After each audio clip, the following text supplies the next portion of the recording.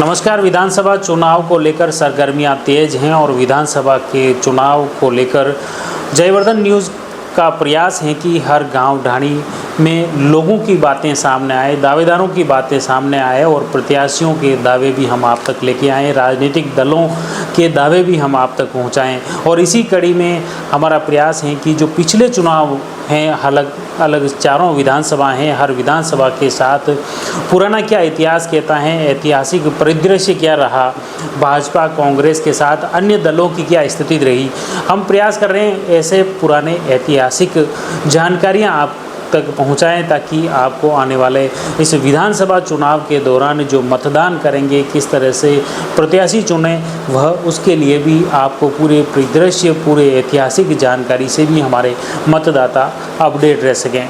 और इसी सिलसिले में हम शुरू कर रहे हैं यह विशेष मुहिम।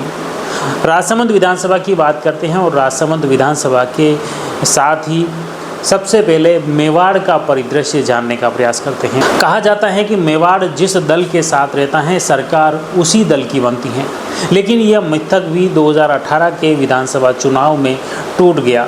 जी हाँ, मेवाड़ में सर्वाधिक सीटें लाने के बावजूद भाजपा सत्ता से बाहर हो गई और कांग्रेस ने सरकार बना ली। जी हाँ, हर बार यही रहा है कि मेवाड़ में जो सर्वाधिक सीटें जीतता है, सरकार उन्हीं की बनती हैं।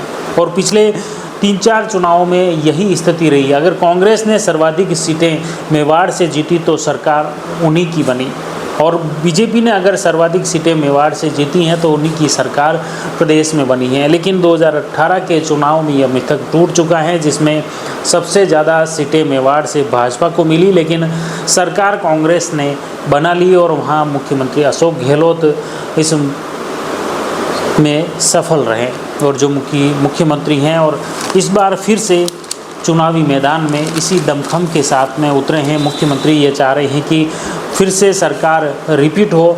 अब बात करते हैं ऐतिहासिक पृष्ठभूमि की। कभी कहा जाता था कि जिस तरफ मेवाड़ का रुख रहता है, जिस तरफ मेवाड़ झुकता है, उस तरफ राज्य की सत्ता बदलती है। हाल के नए जिलों व संभाग के गठन से पूर्व की राजनीतिक स्थिति व आंकड़ों पर का विश्लेषण करने पर पता चलता है कि आदिवासी बहुल उदयपुर संभाग की 28 सीटों पर हुए 4 चुनावों में 3 बार मेवाड़ सत्ता की लहर में बहा। मेवाड़ वागड़ ने वर्ष 2003, 2013 और 2018 में भाजपा की, जबकि 2008 में कांग्रेस की झोली में सीटों से भरी, मगर कुर्सी पर भाजपा कांग्रेस 2-2 बार बराबरी के साथ बैठी। 4 चुनावों में कुल 113 सीटों में से मोटे तौर पर भाजपा का दबदबा रहा। 4 क्षेत्रों में निर्दलीयों ने बाजी मारी, वहीं जनता दल और जनता दल यूनाइटेड 3 बार और पिछले चुनावों में बीटीपी ने चौंकाते हुए 2 सीटें जीत ली। इस तरह उदयपुर संभाग की स्थिति देखें तो एक नया दल उभर कर आया है, बीटीपी, और जिसने मेवाड़ में दबदबा कायम करने का एक नया प्रयास किया। आदिवासी अंचल हैं और उस गणित में अगर देखें तो इस इलाके में 28 सीटों में से एक अनुसूचित जाति और 16 सीटें अनुसूचित जनजाति के लिए आरक्षित हैं। आदिवासी अंचल की सीटों पर दोनों प्रमुख विपक्षी दलों के साथ ही कुछ एक पर भारतीय ट्राइबल पार्टी बीटीपी की भी खास नज़र गड़ी हुई है। इसमें अगर बात करें तो राजसमंद जिले के कुंभलगढ़ विधानसभा पर भी इस बार बीटीपी की नज़र है, तो गोगुंदा क्षेत्र पर भी उनकी नज़र गाड़ रखी है। और इसके अलावा उदयपुर के जाड़ोल फलासिया क्षेत्र में भी उनकी नज़र है कि किस तरह से क्षेत्र में अपनी सीट बना सकें और अपना झंडा उदयपुर संभाग में गाड़ सकें। उदयपुर संभाग में जिलावार अगर परिदृश्य देखा जाए तो उदयपुर जिले में 8 सीटें, राजसमंद में 4, चित्तौड़गढ़ में 5, बांसवाड़ा में 5, डूंगरपुर में 4 और प्रतापगढ़ में 2 विधानसभा सीटें हैं। और इस तरह कुल मिलाकर 28 विधानसभा सीटें हैं मेवाड़ में। और मेवाड़ का चुनाव इस बार अहम होने वाला है, क्योंकि आपको बता दें कि मेवाड़ में अब तक जो भी चुनाव हुआ, भाजपा में देखें तो इसमें सबसे बड़े जो कद्दावर नेता थे गुलाब चंद कटारिया और किरण माहेश्वरी, और उन्हीं की दबदबा के आधार पर, उन्हीं के प्रभाव के आधार पर मेवाड़ में टिकट का वितरण भी उनकी अनुशंसा, उनके मार्गदर्शन में होता था। लेकिन इस बार भाजपा में मेवाड़ में दोनों ही नेता नहीं हैं और इस बार हालांकि प्रदेशाध्यक्ष सीपी जोशी जो चित्तौड़गढ़ से लोकसभा सांसद हैं और उनकी मेवाड़ में खास चलेगी, यह भी देखने वाली बात होगी। और दूसरी तरफ कांग्रेस की बात करें तो कांग्रेस में इस बार जो बड़ा चेहरा है विधानसभा अध्यक्ष डॉक्टर सीपी जोशी है और सीपी जोशी की निगरानी में और सीपी जोशी की अनुशंसा पे ही उदयपुर संभाग में दावेदारों को टिकट मिलेंगे और इन्हीं के आधार पर इन्हीं के इर्द गिर्द इस बार हार और जीत के लिए भी इन्हीं नेताओं की प्रतिष्ठा दांव पर है। चाहे भाजपा में अगर बात करें तो प्रदेश अध्यक्ष सीपी जोशी हैं, तो दूसरी तरफ कांग्रेस में भी डॉक्टर सीपी जोशी ही, दोनों ही सीपी जोशी की भूमिका मेवाड़ की सीटों को लेकर दांव पर है।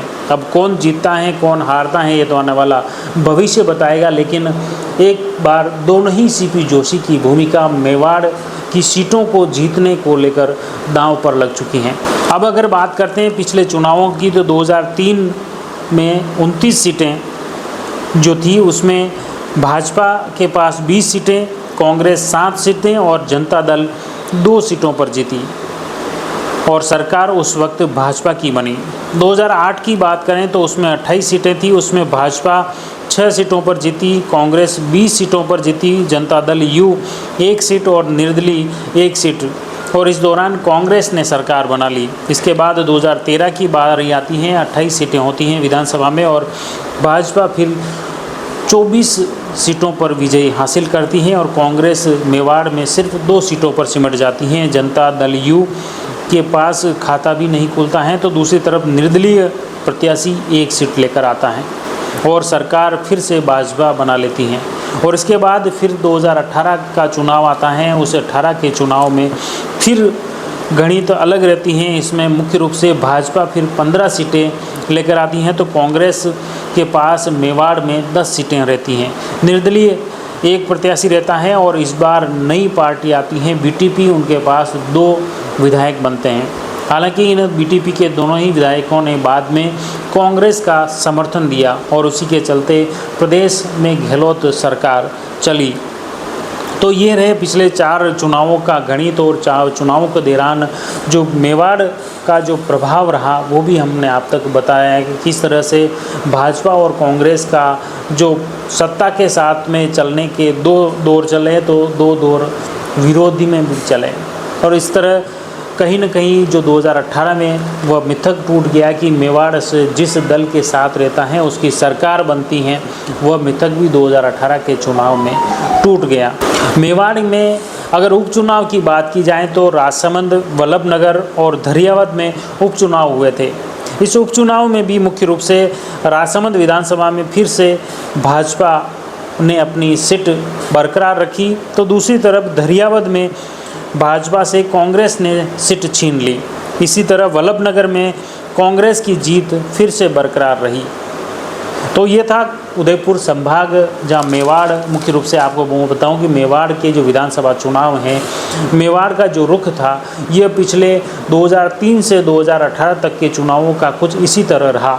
इस बार दोनों ही दल, भाजपा हो या कांग्रेस, दोनों ही दल अपना अपना प्रभुत्व मेवाड़ पर काबिज करने के लिए प्रयासरत हैं और इस बार मेवाड़ जीतने के लिए कांग्रेस और भाजपा दोनों ही दलों में सीपी जोशी के बीच मुकाबला है। एक तरह से सीपी जोशी जो कि भाजपा में प्रदेशाध्यक्ष हैं, तो दूसरी तरफ कांग्रेस में विधानसभा अध्यक्ष डॉक्टर सीपी जोशी नाथद्वारा के विधायक हैं। दोनों ही नेता एक तरह से मेवाड़ के बड़े नेताओं के नाम गिने जा रहे हैं और इन्हीं बड़े नेताओं के बल पर दोनों ही पार्टियां अपने अपने चुनाव की तैयारियां कर रहे हैं और दोनों ही नेताओं के कंधों पर इस बार मेवाड़ का चुनाव जीतने की तैयारी में दोनों ही राजनीतिक दल जुटे हुए हैं। अब ये तो आने वाला वक्त बताएगा, जनता का वोट बताएगा कि कौन सा सीपी जोशी जनता को ज़्यादा लुभाता है और कौन से सीपी जोशी के पक्ष में मेवाड़ की सर्वाधिक सीटें आती हैं। हम प्रयास करेंगे इसी तरह पुरानी इतिहास को लेकर और वर्तमान की भौतिक स्थिति के विश्लेषण के साथ फिर आप पूरी रिपोर्ट लेकर आएंगे। आप जुड़े रहिए जयवर्धन न्यूज के साथ। धन्यवाद। The Maruti Nandan grand, Nathdwara स्थित एकमात्र ultra luxurious 5 star hotel. Rajsamand जिले की एकमात्र 5 star hotel the Maruti Nandan grand में भोजन की स्वादिष्ट थाली अब सिर्फ 290 रुपए में। श्रीनाथ जी की नगरी नाथद्वारा में इस सुनहरे अवसर का आनंद अवश्य उठाएं।